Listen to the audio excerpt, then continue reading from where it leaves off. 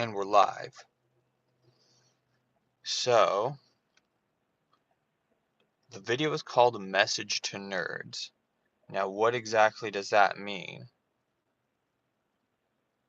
Well, it's geared towards a specific kind of nerds. Not all nerds are the same, but there's enough of us that behave a certain way that a certain stereotype has arisen and exists. So, those are the people that I'm going to address. I'm sure we all know that kind of nerd who loves comic books, anime, and they don't look great, they're single, they're not clean shaven, maybe live in their parents' basement, just the consummate worst version of that stereotype. Now, there are people who have nerd aspects about themselves who don't fit all of this. There are people who maybe they have that appearance, but they have a job that pays well. But the thing is, the nerds who fit this stereotype, I know that they're not happy. So, I've been this at some point before, and I'm still trying to get out of it. So, let me address them and let them know what needs to be done.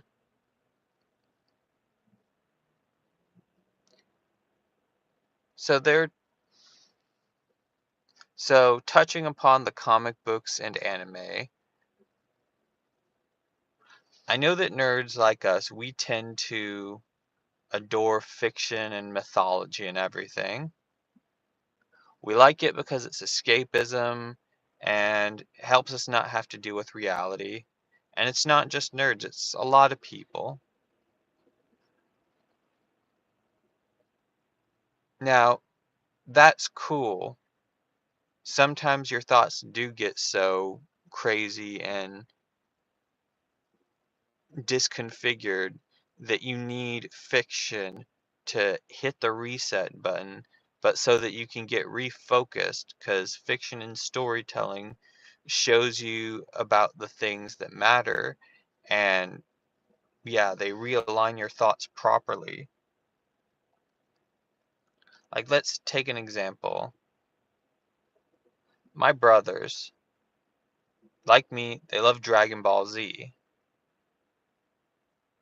It's a cool show, and shows people like getting strong and fighting and taking on evil. Yeah, that's awesome. But my brothers did something that I didn't do. Well, I'm going to try to do, but they were much more ahead of the curve than me. They saw all the cool, okay, let's make ourselves better, let's train, and they did that. They went from skinny guys to looking like superheroes. And so I'm kind of late to it. I'm going to do it. And I think that's one thing nerds need to not do is not use fiction, not use mythology, storytelling as an excuse to remain where you are at in life. Now, I realize maybe some people have a legitimate medical condition that prevents them from doing that. And that's cool, but really think about how much is that holding you back? Because I've seen videos of war veterans whose knees have just broken out and they had to walk on crutches, do yoga, and go from like 300 pounds to a respectable, healthy weight and be able to run. So, really take the whole medical condition thing with a grain of salt and ask yourself, well, what can I do to be better? And another thing, don't eat out all the time. Now, this is the vice that I have some trouble with. I mean, I went to Whataburger last night, so let he who is without sin cast the first stone. But it is a vice, and I'm trying to get over that. So, an example, the other day I bought 20 packets of oatmeal, and it costs $4. So, not only is it healthy for you, but it's cheaper. That's another thing. I do think that nerds are not always great with money. I think we're impulse buyers, and because of that, we seem to be short on cash. And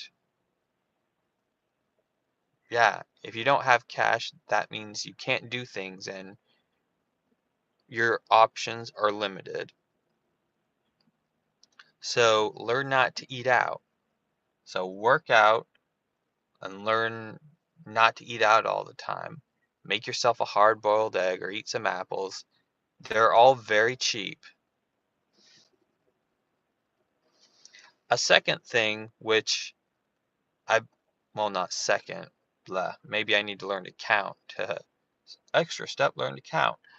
But anyway, another step. Take your image into consideration. Now, the earlier part of working out, it correlates. But here's another thing. Another thing with the nerd stereotype is this. The guy wears a t-shirt and shorts, wears his socks up too high. That's not everybody. Isn't well shaved, kind of pudgy. Yeah, that's, if you're picturing this in your mind, you just think unappealing. Now, there is a whole thing of, looks don't matter, what's on the inside counts, and that is true, but you have to take a grain of salt with it. I remember years ago, I was at a church and I saw a veteran he was in some sort of accident and he had severe scar burns. And it was honestly somewhat horrifying. But then I looked at him and I said, "Hey, how's it going?" And he's like, "Oh, I'm good." And, you know, you saw past all that and you saw a person. Now, that's what I think it means when you say, looks, it's all about what's on the inside. I do think there is a difference between aesthetics and internal worth. But here's the thing, how you present yourself, it does communicate something internal. If you look disheveled, if you look like you don't try a lot, to some degree it communicates what kind of person you are. Or if that's not who you are, it's communicating something about yourself that isn't true.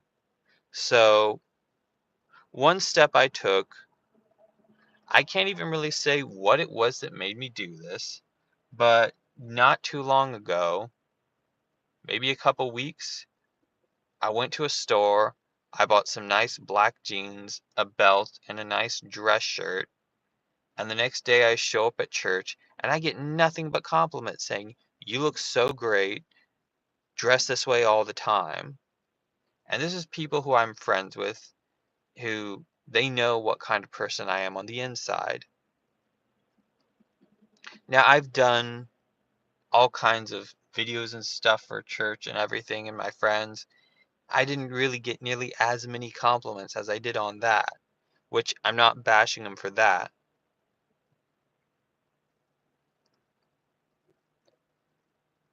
So, yeah, dress nicer. Another thing is, I'm going to take a rule from the Jordan Peterson book. Another thing I fail at, but I'm working on, is tidy up. You wouldn't believe what an effect a clean house, an apartment, and a car has on your thinking process, and how it affects your self-esteem. It does make things clear, and you can focus and zero in on your problems more. Another thing, are you actually, I'm going to guess that some of y'all are dreamers, that you've got some high-minded, lofty ideal that you're going after, that, oh, life will be better when this happens. Like maybe you'll be the next great comic book artist or animator or filmmaker. Insert creative profession. And you don't do it that often. Well, here's the thing. What if you didn't succeed at that? What if you were just how you are forever? That's got to be terrifying to you. You hear that, and you're either going to think, oh no, that's not going to happen. You don't know what you're talking about. But what if it is? They're going to be the people who hear this and like, oh gosh, that would be awful. Well, let that sink in. But don't just dwell on that and get depressed. Let it motivate you to do something. I had some traumatic stuff happen last year and the year before, and I felt crippled by it. And I haven't made a movie since, really. A couple small side projects for church. But then I was asking myself, why not? I went over the logistics of my last film and I thought, okay, this is how I did this, and this, and this, and this. And it didn't seem like such big pieces. And I thought about all the people who've caused trauma in my life, and I thought, okay, they're not standing in your way. It's not this person's fault. It's not their fault. Not their fault. It's you. You're the one standing in your way.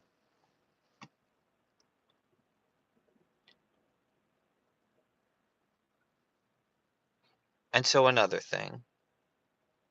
Since we're talking to nerds, you can't bring up nerds without talking about girls. So there is the whole thing, love me for who I am. Okay. But what if who you are isn't that great? Or what if you're not communicating who you are properly? Think about that.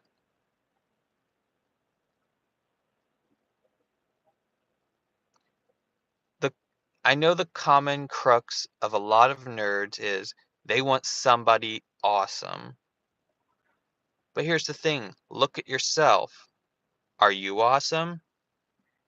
And I know with nerds, you don't want to be with somebody who's not awesome. Well, then think, if you don't want to be with somebody who's not awesome, why would this great person you want to be with you when you're not awesome or have not exuded awesome qualities? That's something I tell myself every day to try to be better.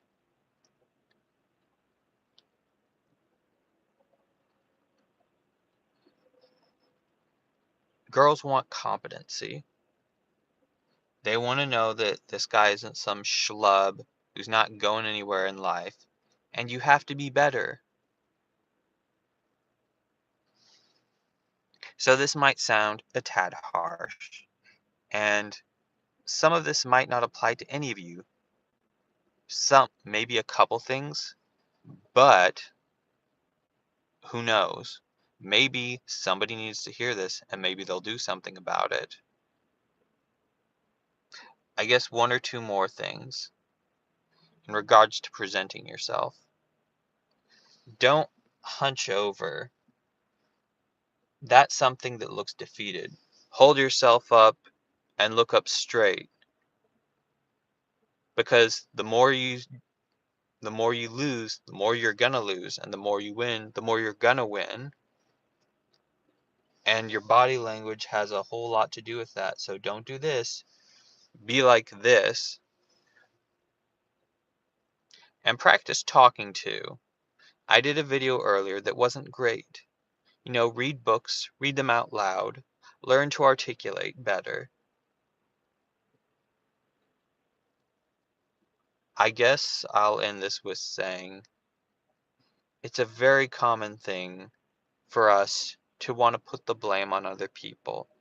Maybe something bad happened in your life, or maybe any fortuitous set of events could have been the reason why you are the way you are. But the thing is, there's a point when you're recovering and then you're just stewing in misery. And when you're just stewing in misery, that's something you can do about it. So you have to ask yourself, what do you want? Because the people who want something and they do something about it, they're going to be the ones who aren't going to feel awful, who aren't going to be thinking things could be better. And if you're one of those miserable people and you hear this and you don't like it, I'm not sorry. But because there are people who are miserable and they need to hear this and they'll do something about it and then they'll be better. So I'm sorry that it needs to be said. It's something I need to live, and it's something that a lot of people need to, because there are a lot of unhappy people. I guess I'll end with saying there is something in us that is divine. Maybe we have different religious beliefs, but I believe there's something divine in each of us that's made in the image of God, and we owe it to ourselves to foster that, to be the very best of ourselves that we can be. You can reach the end of your life and take comfort that you tried, you put forth the effort, you gave it a good shot. Wouldn't you like to know that you did at the very least that, and you can have no regrets?